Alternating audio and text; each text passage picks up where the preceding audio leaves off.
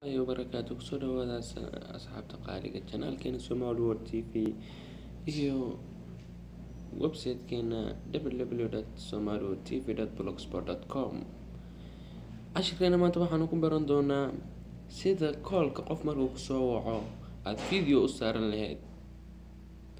Marka koowaad waxa laga baahan yahay inaad la soo degtid application-ka la yiraahdo Fiyong.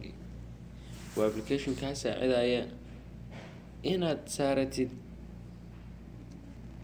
video marka lagu soo waco. Fyng ayaa la yiraahdaa Fiyong video Regulator. waa kan haddana ay soo degsan yahay, waa kan open ayaan leeyahay. laakiin marka hore wuxuu kaaga baahan yahay mar waa furtay laakiin marka hore aad furatid wuxuu kaaga baahan yahay inaad afar step ayuu ku soo saarayaa. after step waa inaad buuxisaa aad okay tiraahdo ka bacdi lambarkaaga aad gelisaa si uu kugu verify gareeyo. ka bacdi waa ka heesta saas aad ugu dooranaysaa, saas kugu soo baxaya marka dambe waxaad leedahay qaabka u saaran lahayd. waxaad leedahay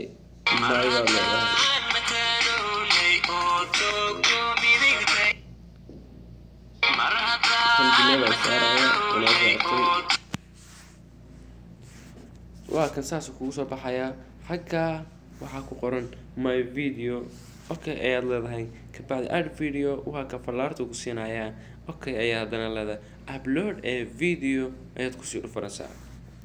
upload a video markaa ku dhufatid saan oo kugu soo saaraya qaybta videoga ayaad gelaysaa.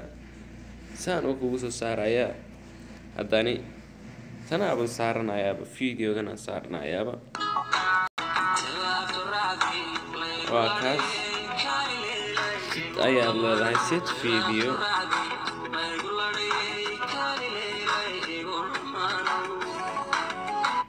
wuxuu ku leeyahay tusaa qaabka uu kugu soo dhacayo. wahabayri waa ka saas kugu soo dhacaya. markaasaad leedahay haddii aad kalarka sidii hore yahay, haddii aad cagaarka taabatid cagaarka ka qabashada weeye saas kugu soo baxaya. sit ayaan leeyahay sit channel.